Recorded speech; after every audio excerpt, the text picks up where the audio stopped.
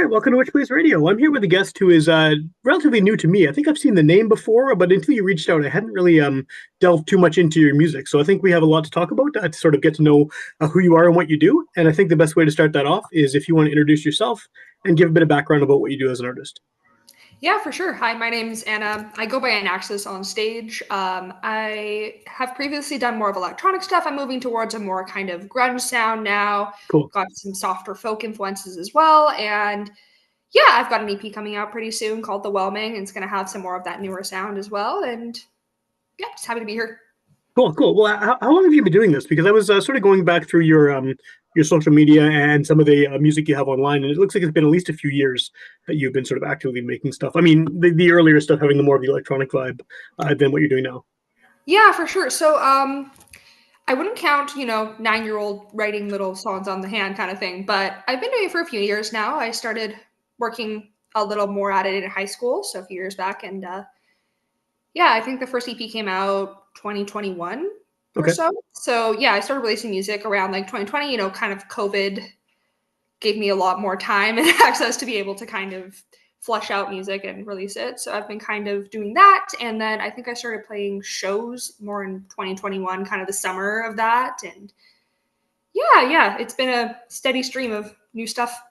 Cool. And I guess, I mean, I'm sure you're sick of talking about COVID. I'm sick of talking about COVID. Everyone is sick of talking about COVID. But as someone who sort of started putting out music in that time, what was that like? Sort of, releasing music and then knowing that the odds on being able to play a show were not happening at the time. And then you probably didn't really know when that was going to be an option. I think for me, because I was a lot younger when I started releasing music at that time, I was not feeling as much pressure to, go out and play shows and perform in the same way. I hadn't done much of that before. It was more about, participating in programs, getting to know people, networking, that sort of thing. And then releasing music was just kind of a creative passion instead of any sort of business backing. So the music was purely just out of kind of an excitement to be able to make something that I enjoyed and bring it out. Do you think having that sort of enforced time, did that help? I mean, just in terms of creating music and writing and having time to sort of record and release stuff without needing to worry about sort of the business side of things or the live performance side of things? Yeah, I think it helped a lot. Yeah, and especially within the time frame, I was able to take my time with things. I was stuck home a lot, and not worrying about the business really helped me focus specifically on the craft, because that's where I feel like all my art needs to come from the craft before it moves out towards business. Like business will be secondary to me. Totally. So yeah, I think it was a good experience to get an idea of like how to focus on the art itself and like getting to something that I'm proud of instead of necessarily what I feel is best to market and that kind of thing.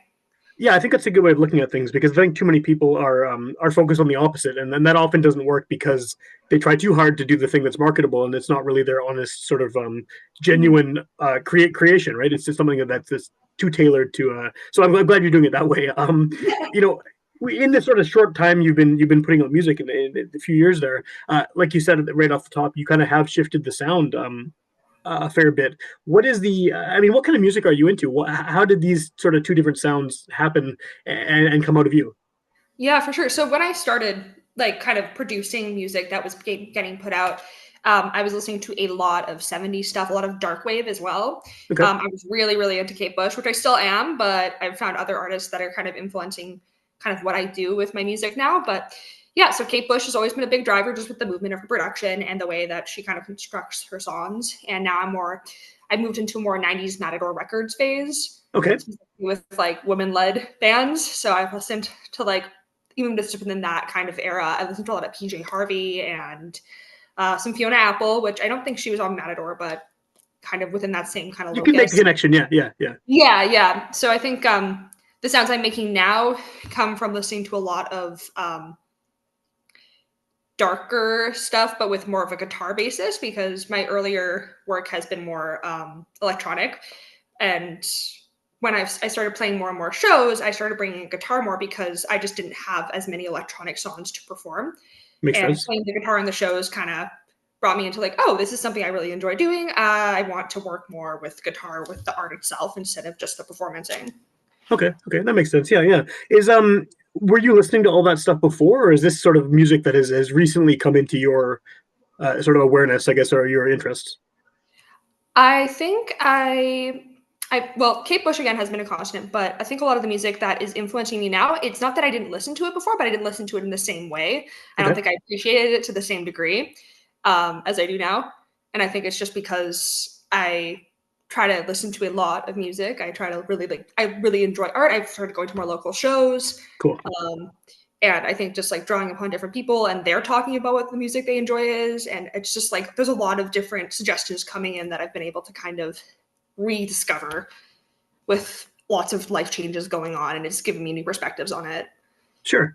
Do you think that at this point you have sort of a sound that is yours, or is it something that's constantly sort of nebulous and shifting and changing as you sort of get experience new stuff and new sounds and things like that? I think the sound is mine, but Okay. it goes through a lot of changes.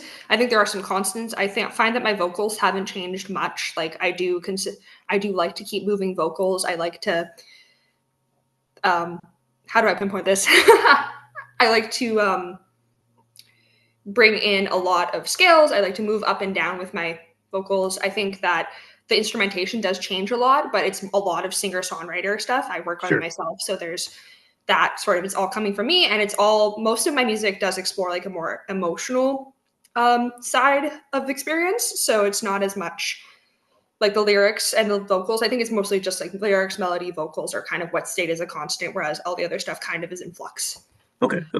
It's interesting you mentioned the vocals because that's something that stood out too. Listening to some of your stuff is that I'm not sure if it's the best way to describe it, but the phrasing is interesting. Like the emphasis you're putting on certain words and certain parts of phrases is I don't know if it's something that just comes out of you organically or if it's something deliberate. But I definitely the way that you word certain things, and without having an example, I'm sorry if it's not going to make any sense, but there's certain parts in certain songs where it was like I wouldn't have thought, I'm not a singer, but if I was, I wouldn't have thought to put the emphasis there or to sort of structure the lyric in that way. So is that like, are you deliberately trying to put focus on the way things are phrased, or is it just sort of your natural expression of it? I think it's more on a natural side of things. It's pretty organic with that sort of thing.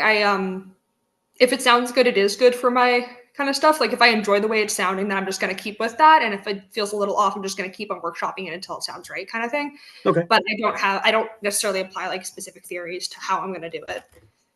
Yeah. Are you a lyrics person first or a music person first, or does it depend on the song? It kind of works all together. Sometimes I'll have like a concept within the lyrics and I'll have like one or two lines and then I'll just be playing around and I'll bring in the two lines that I have in my notebook. Okay. But it's kind of just all over the place. There's really no consistent process. Sure. You mentioned a couple minutes ago about the sort of the emotional side of things. Is there a difference for you when it comes to recording music that maybe has that personal connection, has that feeling behind it, and then performing it live? Like, do you have to get into a different sort of brain space to publicly sort of release emotional lyrics and content? Is it different than when you're sitting down recording, presumably on your own, and you sort of have the space to attack it that way? Yeah, it's interesting you say that. When I perform, I feel a lot less nervous than when I'm recording the emotional lyrics. I think my fear when I'm recording emotionally is just more like I'm not going to capture it to the degree that like I'm feeling it, and I'm worried that my state, because I'm in this like very production state, I'm pressing buttons, things like that, I'm not going to be able to feel it in the same way, and I worry it's going to mess up the recording and everything like that. But I think when I'm performing, it feels a lot more authentic, and I don't have as much nerves around getting up on stage and singing that emotional stuff, especially because a lot of the stuff I've played live before. I think when it's newer, sometimes there's a little bit of that incubation period where I'm like, okay, I've never played this before. I'm a little nervous because it's got some pretty sensitive, emotional, intimate lyrics, but I'll run with it. And I mean, it helps that a lot of my friends and family end up coming to my shows. So I'm able to kind of see a support system there. It's not just me coming out in front of nobody that I know. Well, that's actually an interesting way of thinking about it, because I know other people who I've talked to on the show, different styles of music, but still having that kind of emotional element to their sound, have said the opposite, that they don't like having people they know in the audience because they're dealing with something so personal, and it almost makes it seem like more difficult to get that across when you're looking right in the face of someone who knows you well. Like, is that does that make you more comfortable though, having those people in the crowd? I think having those people in the crowd does help. I'm very lucky to have like a really system, and oh, sorry, the dog's moving around here, but it's okay. I got one to sleep over there. I get it. Yeah, for sure. Well, I think having that support system, I'm a very open person. When I talk to my friends and family, they kind of know what I'm talking about. Like if something's coming up in my conversations with them, it's probably going to come up in the music. It's nothing like that Sure. I'm exposing that hasn't been kind of iterated in some way, shape, or form before. So yeah. What is the I mean, for people who've heard you before, and like we've talked about, your sound has shifted a fair bit, but what can people expect from this EP that's coming out? Because this podcast will be out shortly before the EP release show, at least. Yeah. And so, what should people expect sonically from this record? I think they're going to be a little surprised that it sounds a little more live, and it's very well, previous EPs have been very much saturated in the way that I've done it.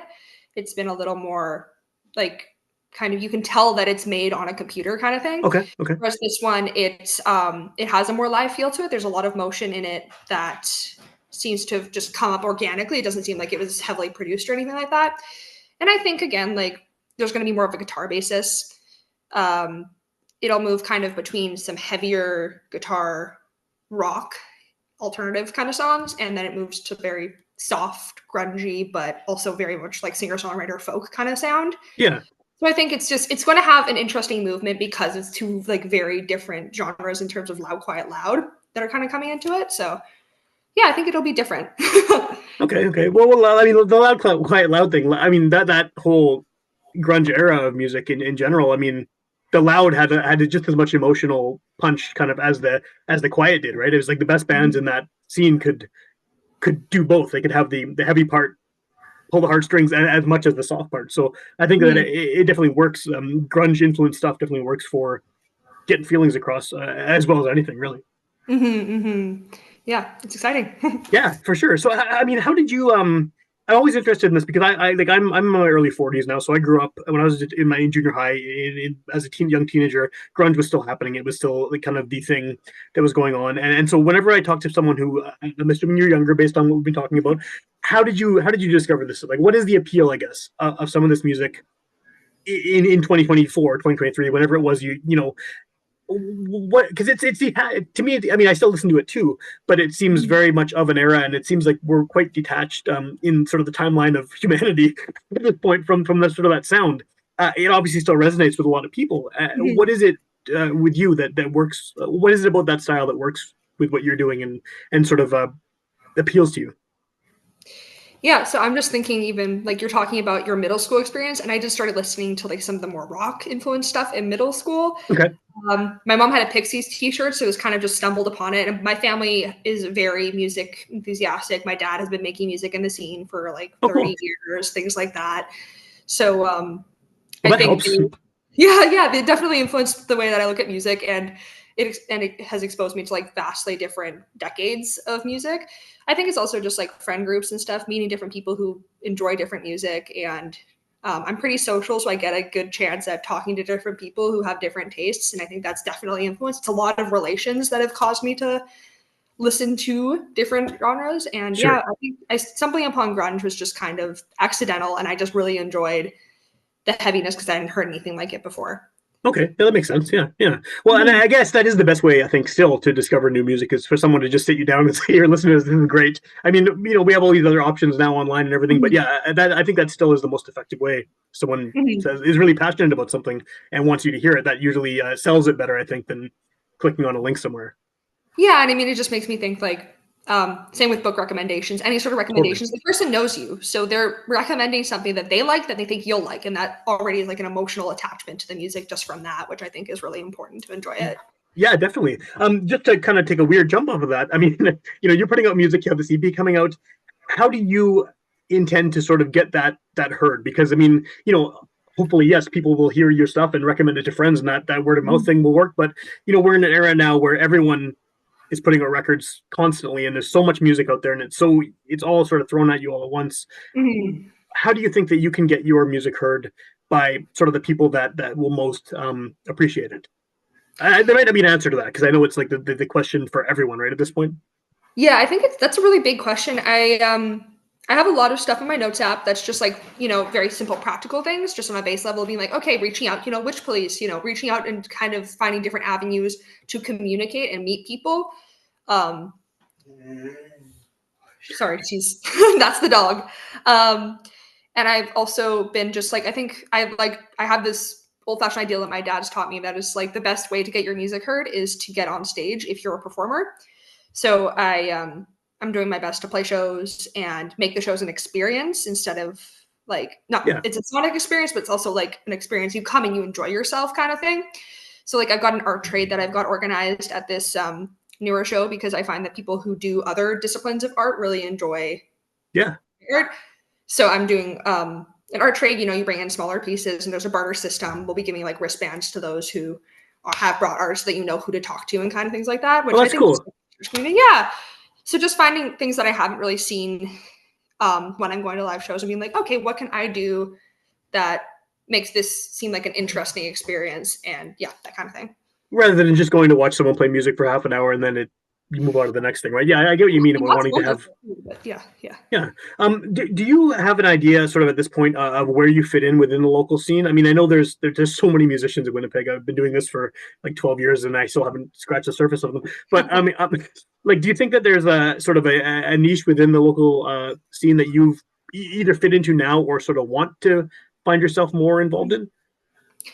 I'm not sure, to be honest. I think like the niche with the local scene, like I have a lot of friends across different genres within the different scenes. Yeah. So when I'm not on stage, I'm going to different varieties of shows. Like I've been to like some really great punk shows and then some really soft singer-songwriter shows and things like that. Just because of my history, I haven't had a backing band until this show, which I will be performing with a backing band. Cool. I've been more in the singer-songwriter pocket just because that's kind of where my music fit in. It was just me playing in the guitar, so it's more of a narrative than like song kind of thing. There's a lot of talking. Yeah. But so I think, yeah, I'm trying to move more towards this very large pocket of the scene that's multiple instruments on stage, multiple people. So sure. Which is pretty vague, but that's kind of where I'm moving towards. Well, I mean, it is vague. It's definitely vague, but there's a delineation between like solo singer-songwriter and bands, right? Like there's definitely a separation there. Do these songs, do you have to approach them differently when working with a full band rather than just solo? Like, do you have to sort of structure or rearrange any of the songs, or are they written as they are and works as a solo thing and as a band thing? So yeah, because of all my songs, like I write by myself, I'm pretty strict with bands, and I'm just like, hey, this is my music, and there are very few things I'm willing to adjust on it. Sure. Just so you know ahead of time, and that kind of thing. So when it's working in a large group or within a band, I'm gonna be cognizant that sometimes one or two lines, the way that a tempo is going might not work in the same way, but the general structure of the song doesn't really change. Okay. And then how can I mean, we might as well plug the release show because people will hear this before that happens if they're listening when it actually first comes out. So what are the details of that show? Yeah, so that's October 24th. It's at Side Stage Winnipeg, so the newer place on Osborne between the Park Theater and Park Alleys. Very excited about it. I'm sharing a bill with Simon Burns and Witchy Woods, both really great artists who I will also plug in here as we're talking about this. So feel free to go check them out. Tickets are online through the Side Stage website. They're about $15, and I really hope to see you there. Cool. And that's the album release show. Obviously there's a million different ways people consume music in 2024. How can someone get hold of the album? I mean, if they're listening to this maybe after the album's already been released, where would you direct them to actually hear your music? Yeah, so this EP is strictly on digital platforms. There is some hope for the futures to be like in physical copies. So any sort of streaming platforms, Spotify, Apple Music, I think Deezer is on the list of things that the distributor can distribute to, that kind of thing. So if you have some sort of platform that you listen to music on that's online, you should be able to find it under Annaxis. Okay, awesome. And then if the good thing about this being a podcast is that someone could hear it before it comes out, or they could hear it 2 years from now, and by then who knows what you have as far as shows or new music and things like that. Yeah. So what's the best way to sort of follow up with what you're up to as far as upcoming gigs and new music and all of those things? Yeah, so I'm very Gen Z. You just got to check Instagram. I mean, of course there is a place for word of mouth, but if you're looking for like very clearly cut, like this is what's happening, and like a place where you can go back and refer to it, then just my Instagram. It's Annaxis with the word music after, just because Annaxis was already taken. Okay. Yeah, just go there, and I try to keep the major things that are happening musically pinned on the feed, so you'll be able to find it pretty quickly. And usually I have a link in the bio if there's anything really significant for me happening. Awesome. And then I guess what is the significance behind the name? So it's not particularly significant. Okay. It was, my name is Anna, and I added an XIS on the end because it sounded cool. I Fair was just enough. talking to my dad, and he was like, "Oh, XIS would be such a cool thing to add on." And I was like, "You know what? Yeah, I'm gonna run with that." And it's been that for 6 years. So Cool. And you're still cool with using that as a name? Like you don't want to go by the birth name, the actual real name. You prefer the stage name? yeah, I prefer the stage name. I think it allows me like a degree of separation, so I remember not to like degrees of professionalism within music instead of like fully. And also, my name has a lot of royalty conflicts. Royalty. So Oh, okay. Against other people with the same name, kind of thing, or yeah, my name's pretty generic. It's Anna Hunter, so yeah. it's very quickly. Like I looked it up on Spotify, and there's like 15 artists with the same name. So I was like, yeah, that's not going to work. Oh, totally. I have a generic name too, so I get it. I get it. Sure. Yeah. Awesome.